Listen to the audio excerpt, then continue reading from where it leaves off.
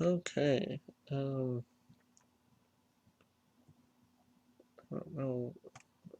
I feel like this chat thing is so awkward. Minimize it. So, is this their turn and my turn? I stop on my main, and there's beginning of combat and that. Stop on my main. And their end step. Damage. Okay. So I think that's all set up correctly. I'll just say yes. I do want to play first. And that's very keepable. That's second turn Grizzly Salvage and drop that Guild Gate. I wonder where the option for card size is, because those seem teeny tiny.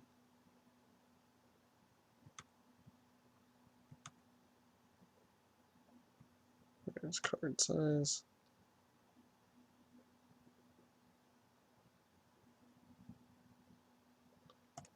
We're going to make them as big as possible. Keep the red zone always up. Blah, blah, blah. Okay. Sorry. I'm just learning this new client along with trying to play. I don't know what about all of this flashy crap. Okay, so play that out there. And we can do the Grizzly Salvage end of turn. So, or end of his turn.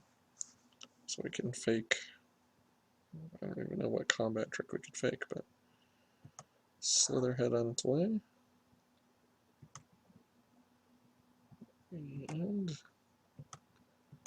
go ahead, cast that.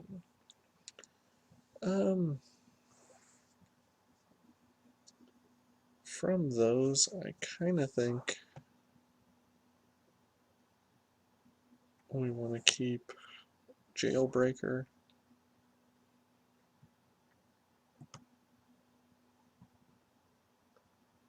I feel like he probably does the most work. Rogue's Passage also could be pretty good, but I'll take the Jailbreaker.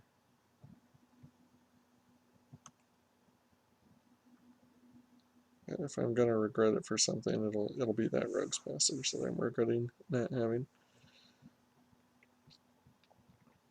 Okay. Hit 3 mana. We can go ahead and get ourselves a Crocodile, which will stop his Slitherhead.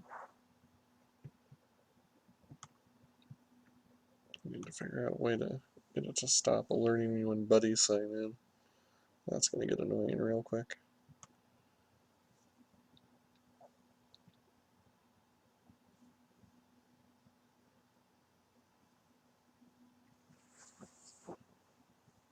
So he plays out an Answer and a Rester. It's an Answer-ish. And he has the swirly thing on him again. Ooh, he's fighting. Sending one at me. Nothing I can do. I'm slightly bloodied for a moment, and then I recover. Here, I think we want to go ahead and Sewer Shambler. Get him out. And so be it if we trade him away. Throw kill would also be nice, and Jailbreaker would be big game right now.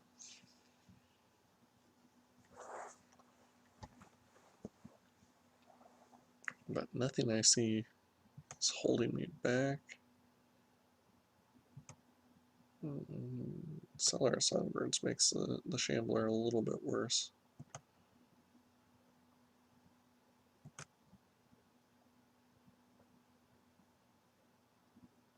Okay, so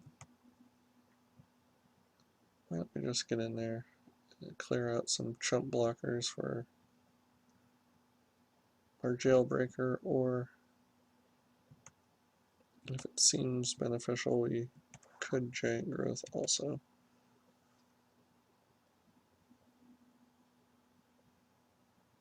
Well, it just kind of depends on what we're saving in the process. I don't think either of those are worth saving per se. And then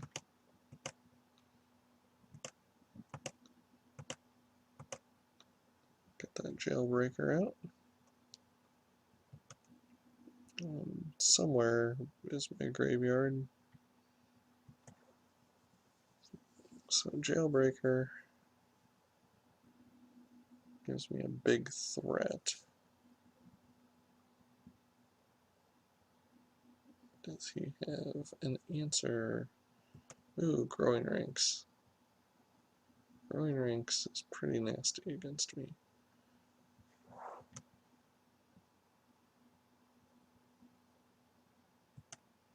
Because I have no answers to enchantments.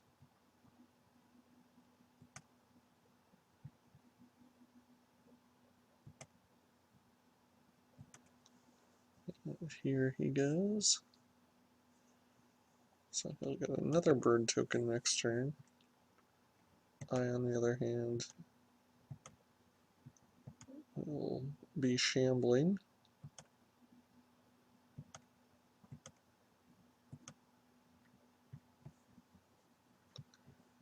And may be able to toss a little extra onto him, since the Swamp Walk I think is going to be relevant, and since he'll have a never-ending army of birds helping him out.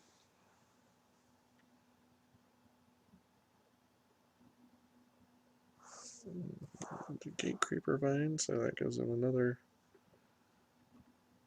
blocking option. Unfortunately, that gives him a way to shut down Slitherhead long term, because I'd like to get Slitherhead in the bin and then onto something that works.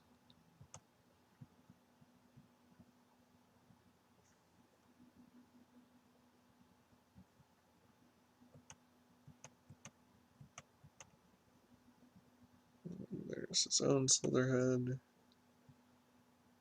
That guy up to 2/2.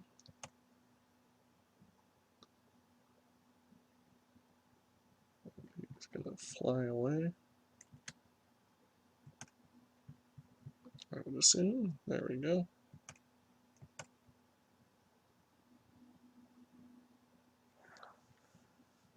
Get me down to 17. But depending on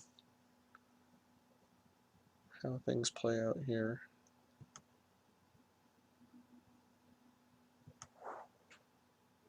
potentially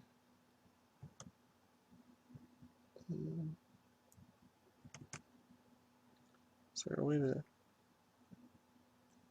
expand this? Oops.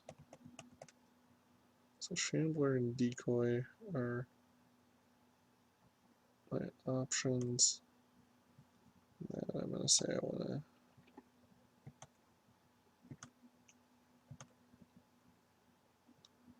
scavenge onto him. Hopefully he doesn't have a play in response. Then I want to attack with the team.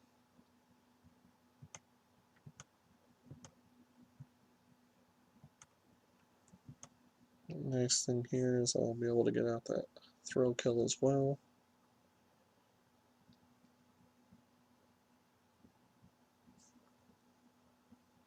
Shambler's got him on a 4-turn clock.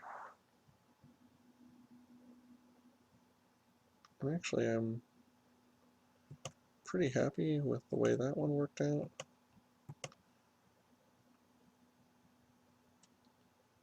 That comes out. Yes, I want to unleash it. And back to him.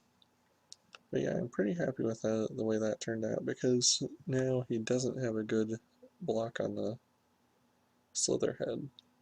He can trade for it, but I'll just beat it. And when he's playing 4-color, let's hope red didn't just open up options for him. I'm probably more afraid that 6 mana just opened up options for him. Okay. Okay, I'll stop or Swamp Walker. Probably stop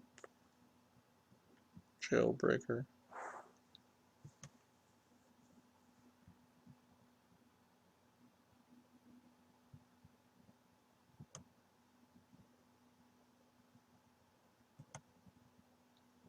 Brings in another threat and sails through the air with a couple.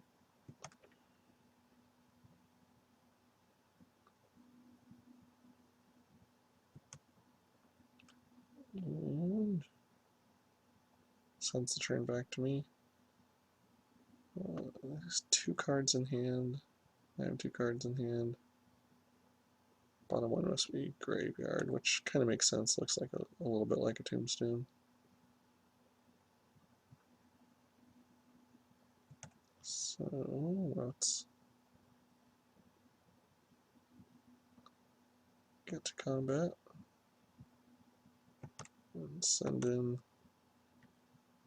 the team. While those other 2 wait patiently.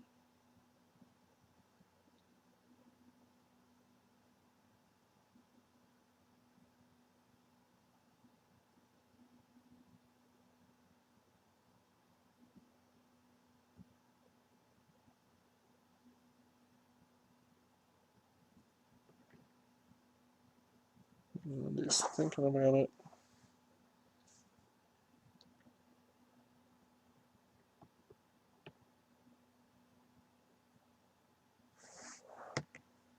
Okay. So going for that for trades or blocks. I don't really want to be able to scavenge onto a bird. I'm okay just losing a Slitherhead. So I think that was the right play there. Get out another Jailbreaker, which again puts me at just a very strong team of attackers, or equal life totals, but I feel like I'm able to apply pretty good pressure unless he has tricks, and a lot of his guys end up just being chump blockers.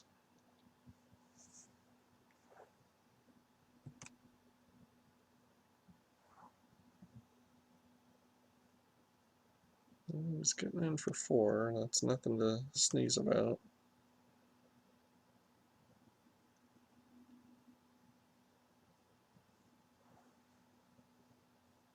It's putting me on a pretty short clock.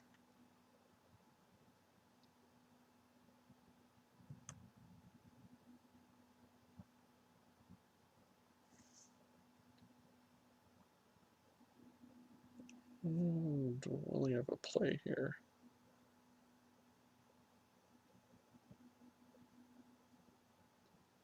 Three cards in hand.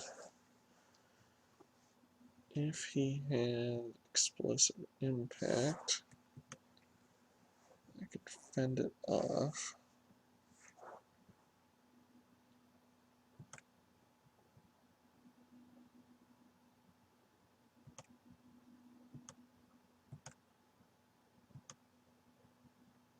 To me, it's send the team.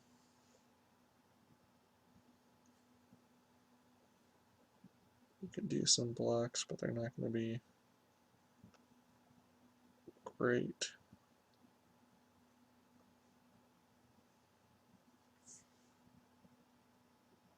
Yeah, you could like double there if you wanted to. Still, he's gonna take 6.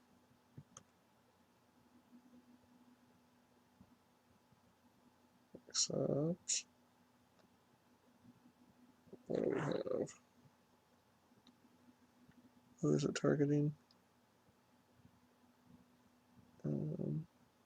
How do you even tell? That little red light means it's targeting my guy, I guess. Okay, so giant growth on him.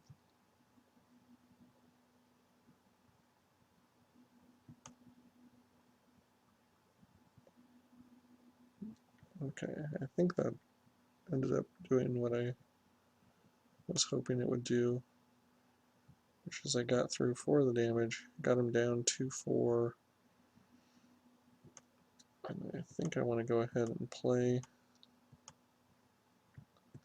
Scorpion then, just to get another potential attacker out there, or, you know, defender if he decides to attack, but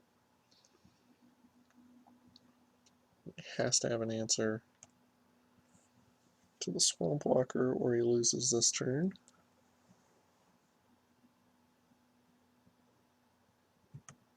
And that makes for a pretty strong army. Let's see, that's 9, 10, 11. So we'd also have to have a way to kill the Scorpion. If you can do both of those things, you could win. For the mana available, though, Abrupt Decay would be the only thing, and it can't kill a Scorpion.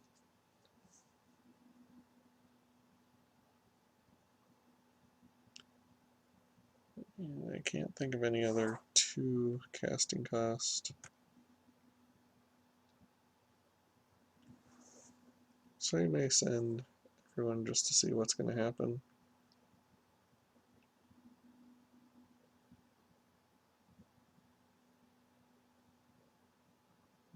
Maybe he has a giant growth or something. I don't know. But I'm definitely going to block. And he concedes, so we can begin sideboarding.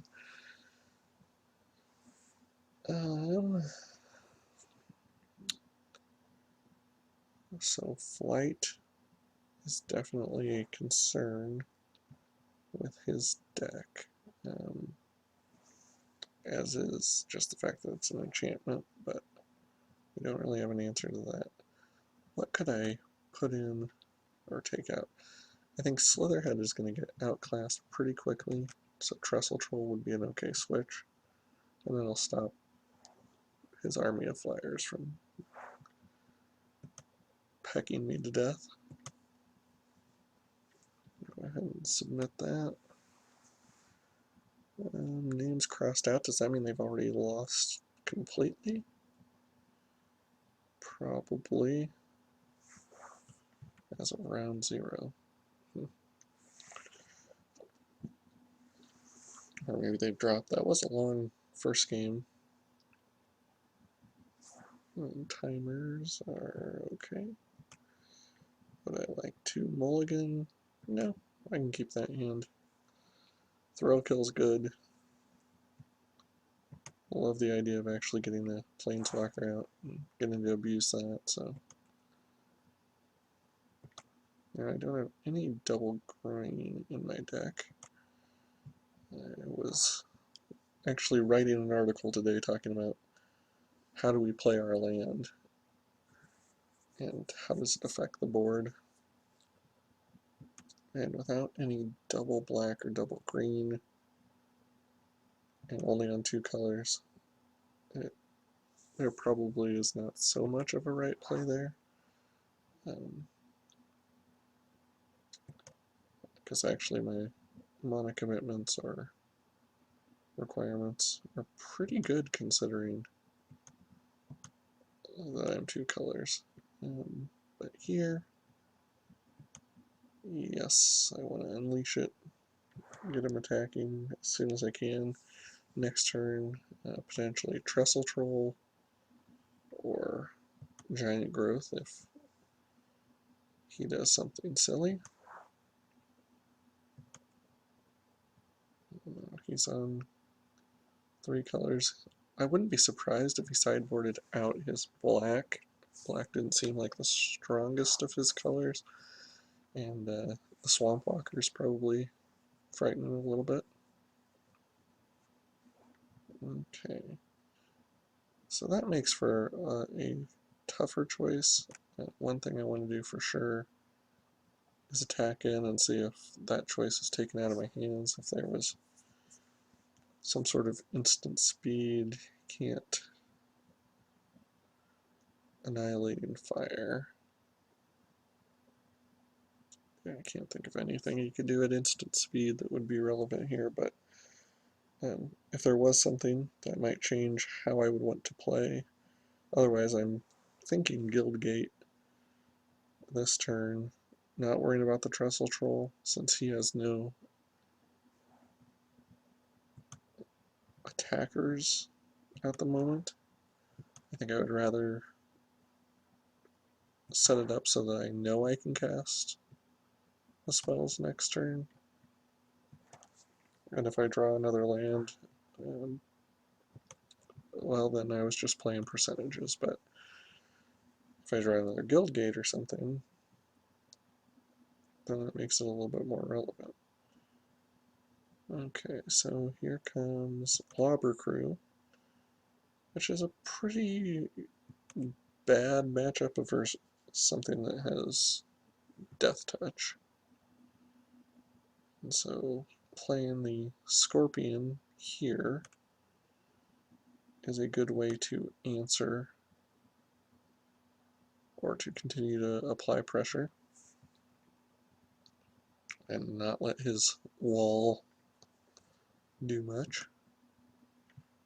You can get in for 2 with that.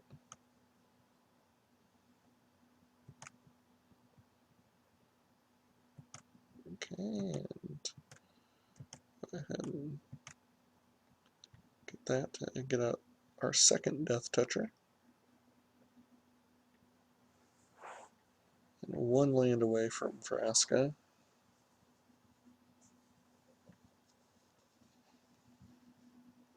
Also 1 land away from the Rhino, which I think would be pretty good in this matchup too. I'm not sure he has Death Touchers, and it wouldn't take long for that Rhino to be just a monster with all of the scavenge we have available.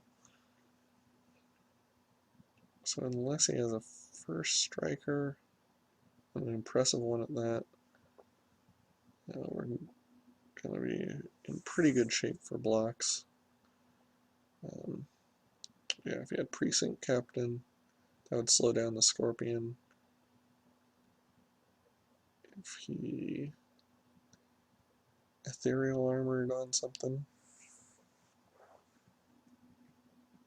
that could potentially slow me down, or, you know, he does that and I just have no option for a turn.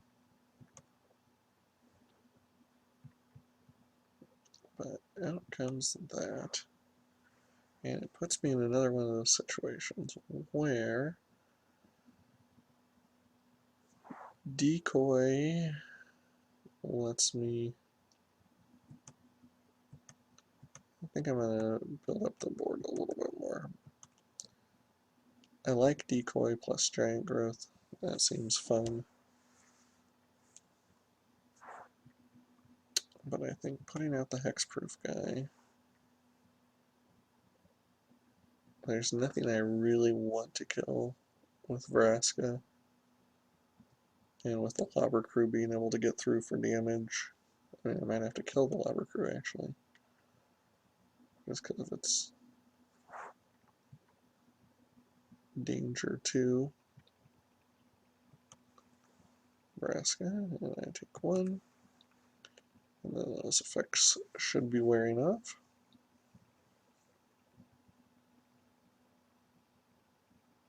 And so, what comes next?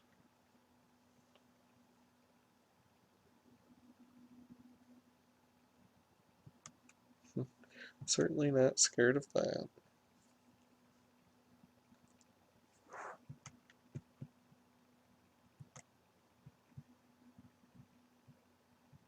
What are you gonna get? Gonna get a swamp?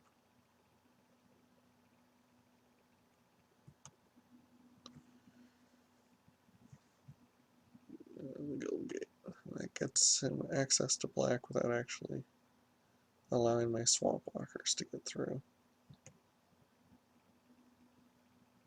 And here, the cackler. So he gets to untap it. And is it going to be leashed? Yeah, a leashed cackler.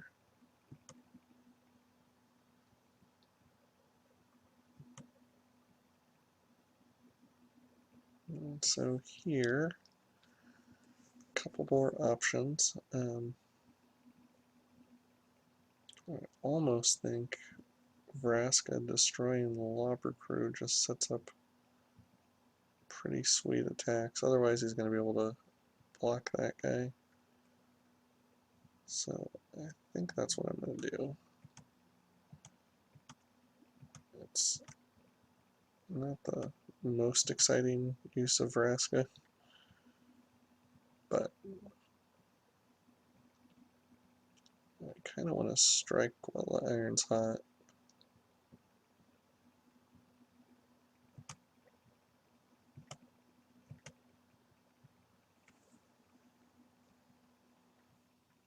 And I think this is the way to do it. And if he holds back something so that he can attack back in and kill it. Now he didn't tap it in response, which is surprising.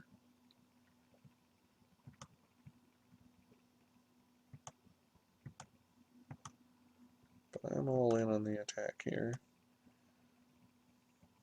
He can't kill the hexproofer without... Oh... Swift Justice, but only kind of get him there.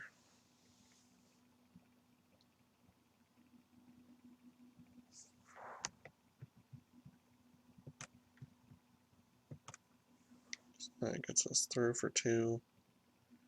He can attack with a cackler to get Vraska down to 1 if he so chooses.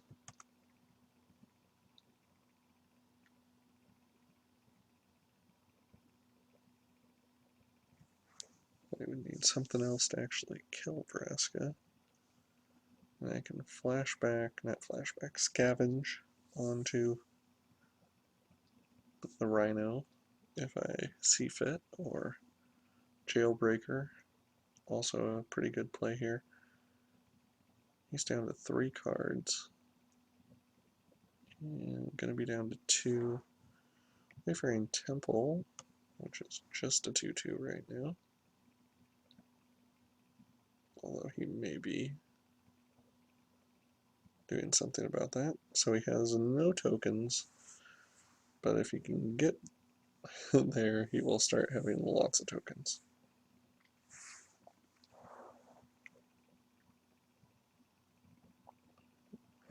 In combat, is he sending the cackler? No. So we can play another Guildgate. And go ahead and send both of these guys.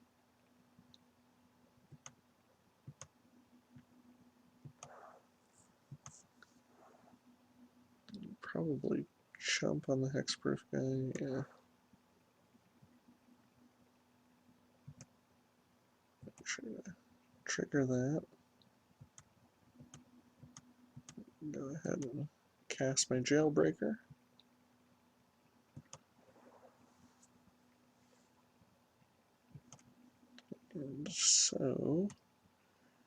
these 2 cards in hand, I am up to the point where I can destroy something with Vraska if I'm willing to just let Vraska die.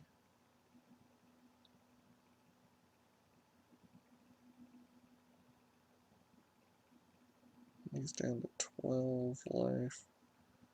Yeah, if this was like a Courser's Accord, then he'd be in interesting shape with a couple different ways. Rakdos's Return for 3, so I might as well cast it.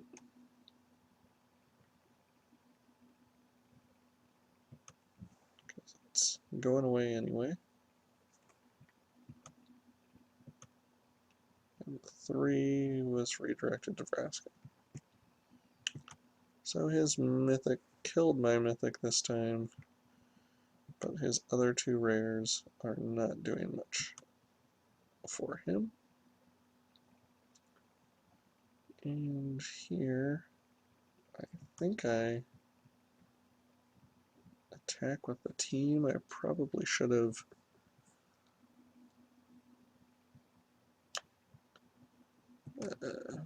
scavenged onto one of them first.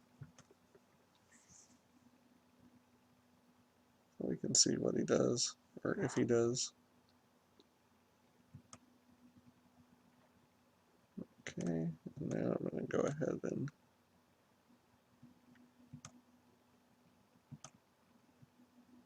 scavenge, decoy onto our hexproof fella.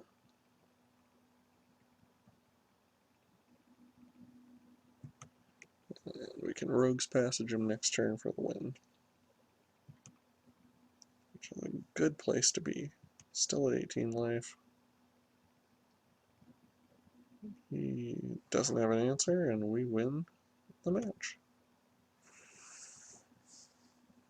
So waiting for the next round. Round 2 begins in 2 minutes. We are playing against Diver, it looks like, based on these ranks. And with all of that said, I am going to stop recording, and I'll be right back for round 2.